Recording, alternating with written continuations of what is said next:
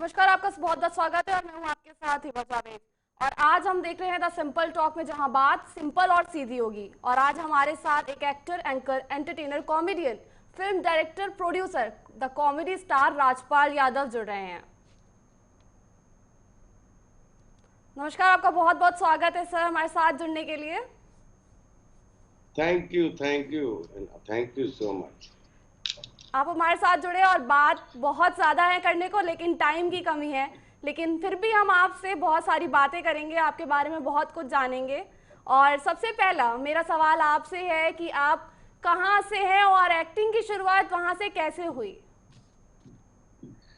अरे ये तो लंबी कहानी है। ये जी, तो वही लंबी कहानी सुनने बैठे हैं सर हम आपकी। तो बस बहुत 1 मिनट मगर समाप्त करूं तो नहीं नहीं, आप बिल्कुल अपना गांव टाइम है। लें, हमारे पास टाइम ऐसी भी कमी नहीं है, लेकिन टाइम लें। और हम जानना चाहेंगे आप कहाँ से हैं और वहाँ से कैसे आपकी एक्टिंग की शुरुआत हुई है, हमें बताएं प्लीज। ये शाहजहांपुर जी डिस्ट्रिक्ट है उत्तर प्रदेश में। जी जी। और पीलीभीत डिस्ट्रिक्ट है उत्तर प्रदेश में। तो शाहजहांपुर और पीलीभीत के बॉर्डर पे एक गांव है छोटा सा कुंडरा। वहाँ हमारा जन्म हुआ। और वहां से जो कक्षा 3 में पहली बार रबर इनाम में मिली थी। फिर एक टॉवेल इनाम में मिली थी। फिर पेंसिल एक इनाम में मिली थी। मतलब आप कह सकते हो कक्षा 3 से जो स्कूल के छोटे छोटे फंक्शन होते हैं, 15 अगस्त, 26 जनवरी या जी एनुअल फंक्शंस। लेकिन तो 3 से 8 तक तो ऐसे स्कूल के इनके सब में हिस्सा लेता था। 9th में जब आया हम्म। तो शाहजहांपुर जब पढ़ने गया तो उस समय जो है इसकी शुरुआत हो चुकी थी। और एक नाटक था अंधा कानून जो हमने जाके गांव के एक स्कूल में किया था। जी ये हमारा पहला नाटक था, इसमें मुख्य भूमिका की थी। तो ये 84 की बात है। तो 84 से फिर 85, 86, 87, फिर 87 से प्रॉपर नाटक भी करने लगा था। अच्छा। और कोरोनेशन आर्ट थिएटर ज्वाइन की थी शाहजहांपुर में। हम्म। तो ऐसे पैरेलल एक वर्कशॉप की थी 90 के दौरान। जो है कि एक अमेच्योर आर्टिस्ट के रूप में जो हम लोग छोटी छोटी संस्थाओं में काम करते हैं, जी अखिल जी। भारतीय नाट्य प्रतियोगिताएं ज्वाइन करते हैं। हम्म।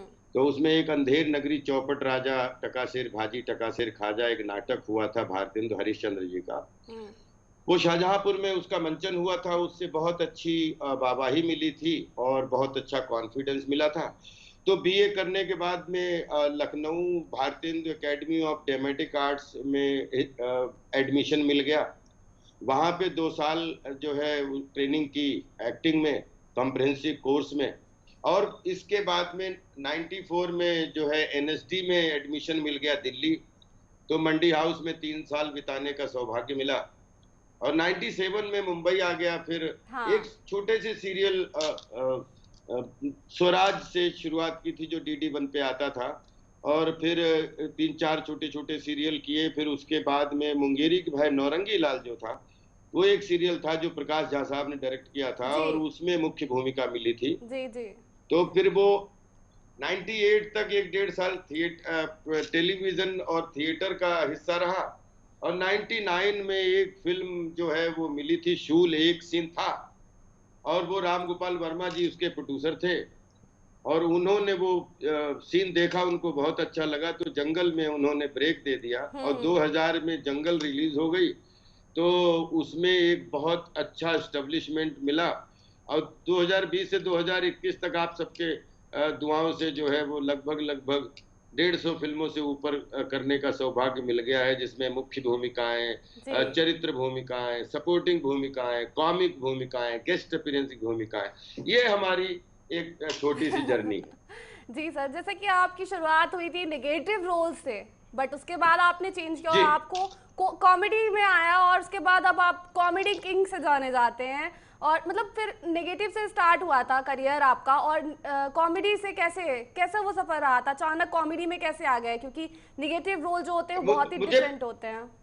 जी हिबा, मुझे कभी नहीं पता लगा कि मैं कॉमेडी में कब आया या मैं उसमें कब आया।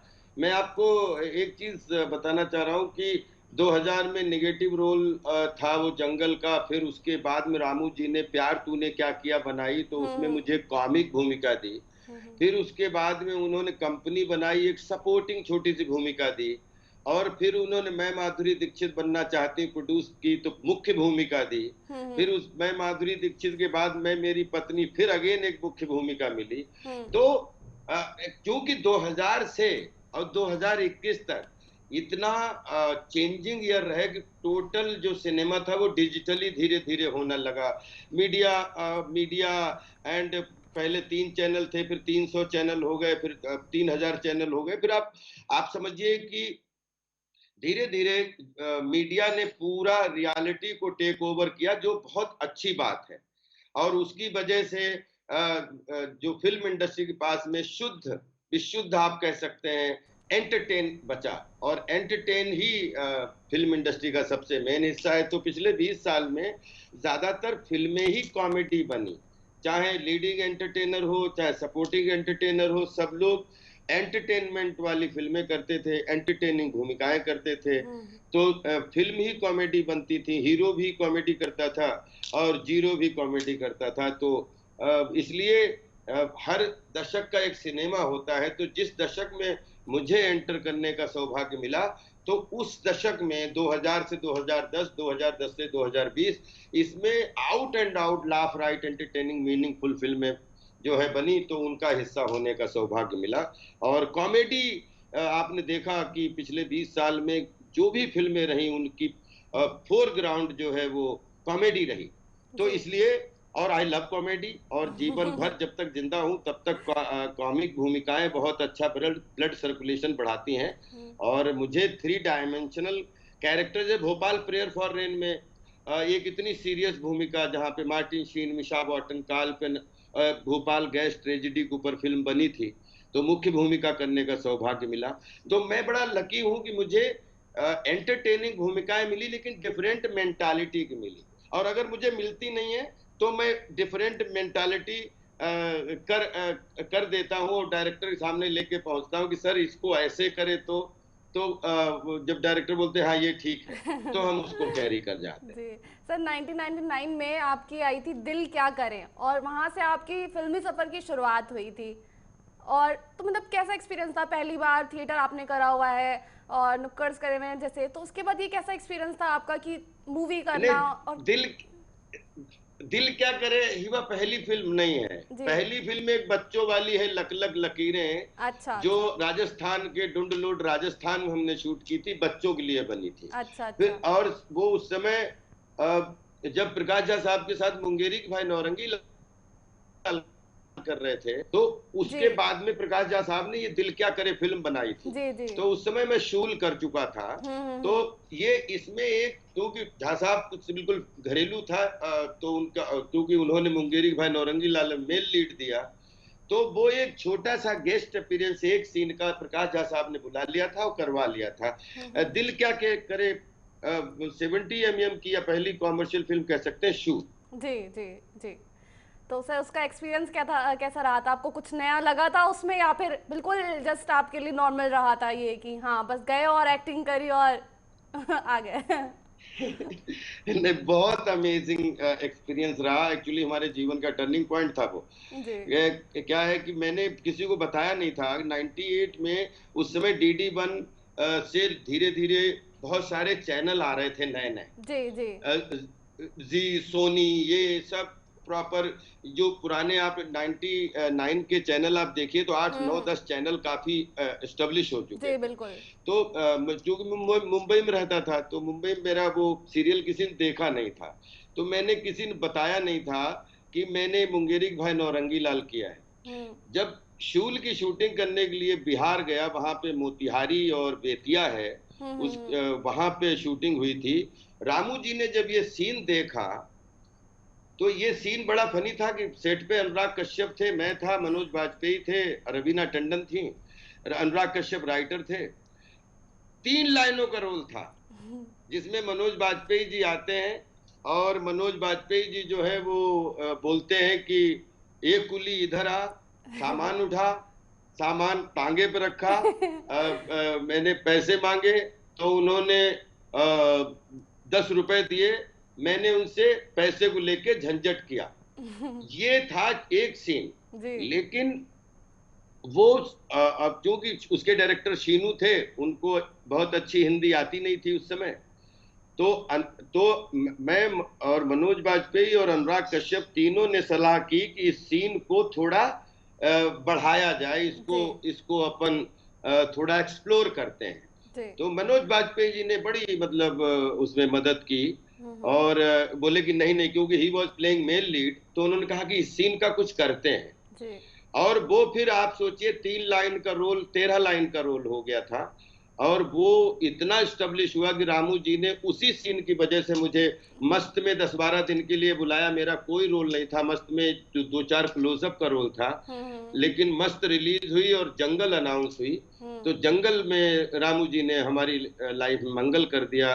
वो शूल का सीन का कंटिन्यूएशन था। जी सर, एक सोशल मीडिया पे आपका इंटरव्यू बहुत वायरल हुआ जिसमें कि आप ये कहते हुए नज़र आ रहे हैं कि राजपाल यादव पढ़ा लिखा है, और ये बात बहुत कम लोग जानते हैं। तो सर इस इंटरव्यू के पीछे, इस लाइन के पीछे क्या वजह थी, और क्या है आप हम जनता जानना चाहती है इस वजह को, क्योंकि बहुत ही ज़्यादा वायरल हुआ वो सोशल मीडिया पे कि राजपाल पढ़ा लिखा है और ये बात बहुत कम लोग जानते हैं।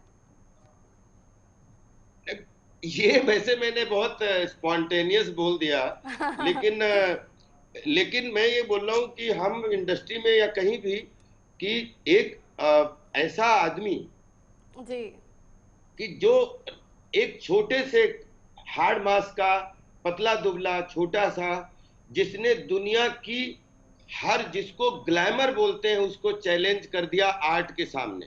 जी एक जूता, एक पगड़ी, एक स्टिक, एक कोट से उसने दुनिया में ये तहलका मचाया कि दुनिया की किसी भी इंडस्ट्री ने ऐसा कोई आदमी नहीं होगा जिसने उसको कॉपी ना किया हो मेंटली या इंस्पिरेशन के रूप में। वो थे चार्ली चैपलिन साहब।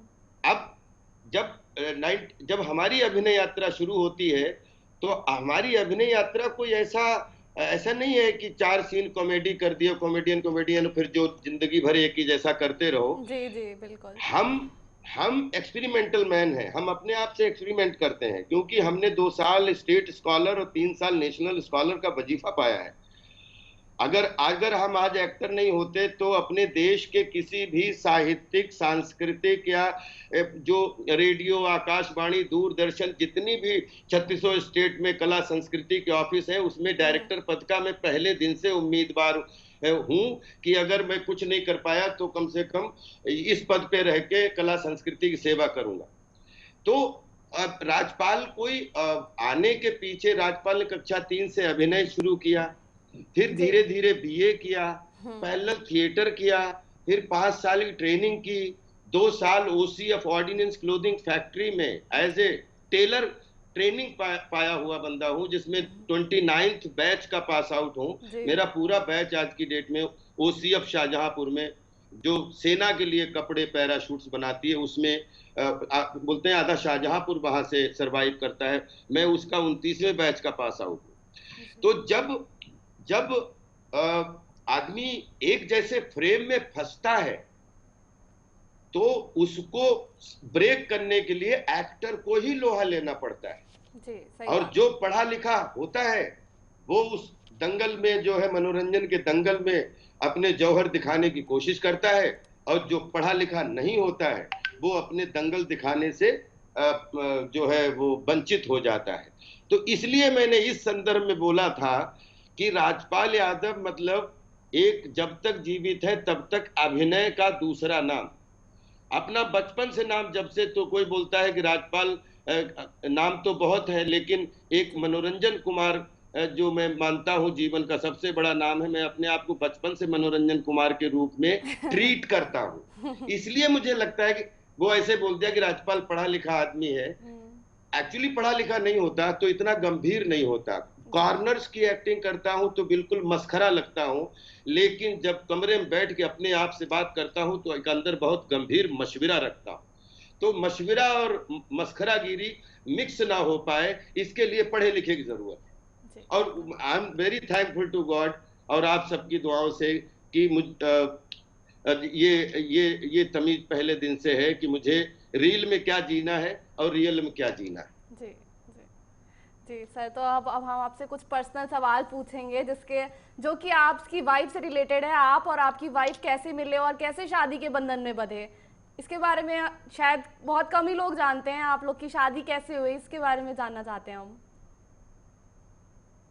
द हीरो फिल्म थी, उसके लिए मैं कनाडा गया था। मैं 2-3 महीने कनाडा में था शूटिंग अच्छा। करने के लिए। जी।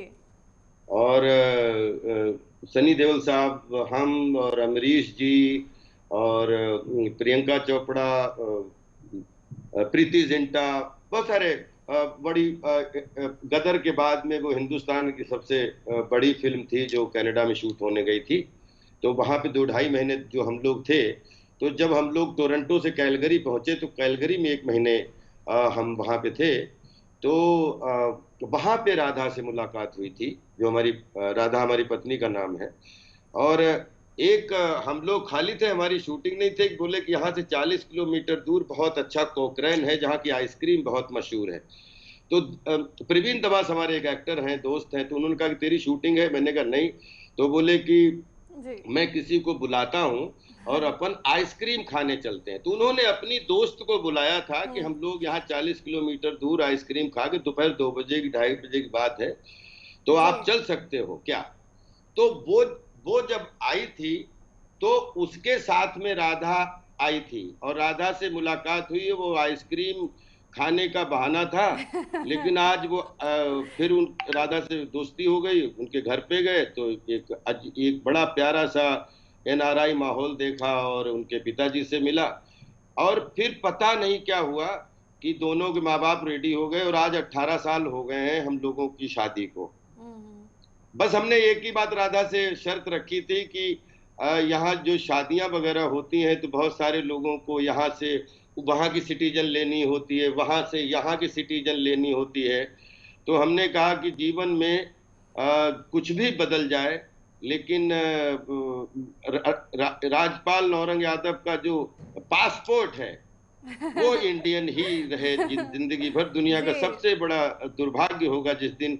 इसलिए मैंने राधा को कभी नहीं बोला कि आप अपनी सिटीजनशिप चेंज कीजिए, जी। जी। लेकिन हमने ये चीज उनसे पहले, शादी से पहले बोली थी जी। कि मेरे मन में अभी ऐसा है कि मेरे हाथों या मेरे इसमें कभी भी मेरा पासपोर्ट मैं अगर ससुराल भी जाता हूं तो मुझे आने का टिकट वापस चाहिए। मुझे फोबिया है। जी। मुझे आप ले चलिए 3 महीने के लिए विदेश ले चलिए। 27 बोलते सातों समंदर 50 बार घूम चुके, लेकिन मुझे ना बाहर के लिए बैठते हुए प्लेन पे तभी अच्छा लगता है जब रिटर्निंग टिकट मेरे हाथ में आ जाए कि इस तारीख को अपन लौट रहे हैं, तो हमें बड़ा अच्छा जी। लगता है। जी। तारीख ना पता हो तो हमें बहुत अंदर से वो लगता है, क्योंकि पता नहीं अपनी मिट्टी में जिसमें पैदा हुए, जिसने सातों समंदर को जी, सही बात है। हमारी कर्म भूमि में बदल दिया, तो इस मिट्टी का 100 जन्म तक भी ले लूं तो मुंबई का कर्जा नहीं लौटा सकता।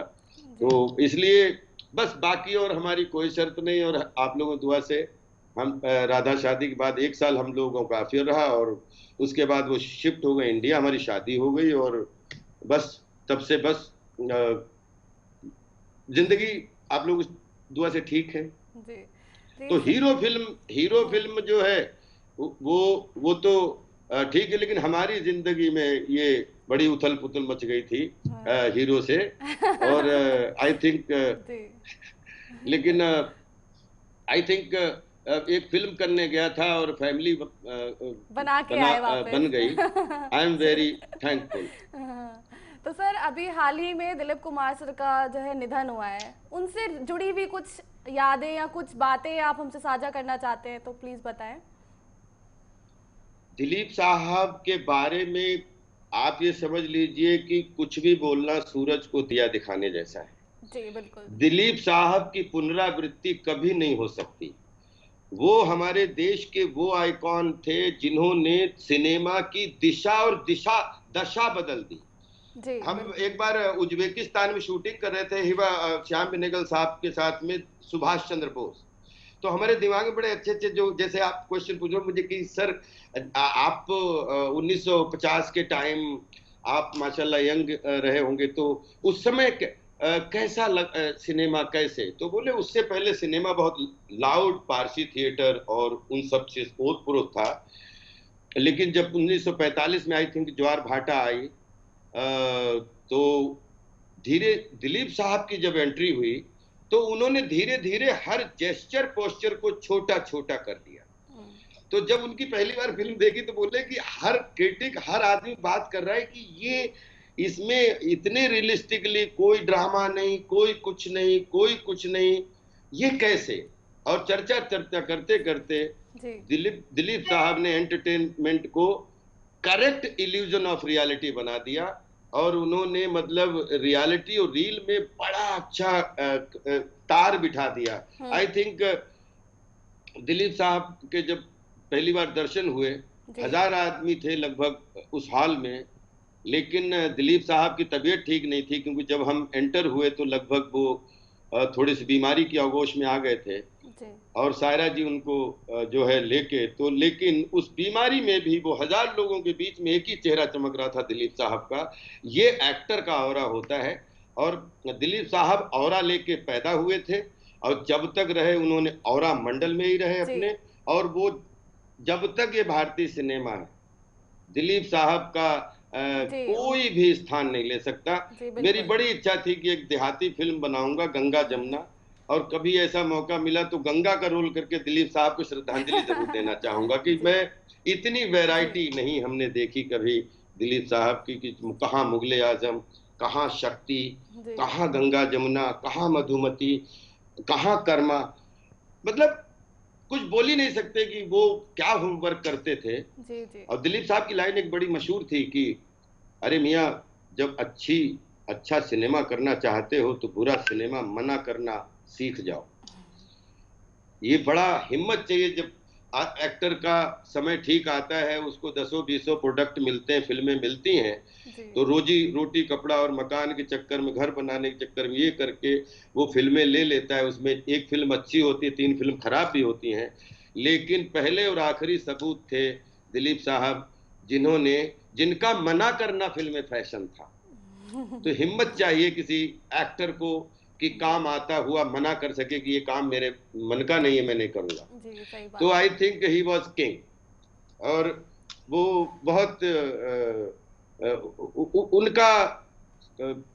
उनका पैटर्न ही कोई नहीं फॉलो कर सकता। और उन्होंने जिस तरीके से एक दिलीप साहब का युग पेश किया, आई थिंक सिनेमा जब तक है तब तक दिलीप साहब।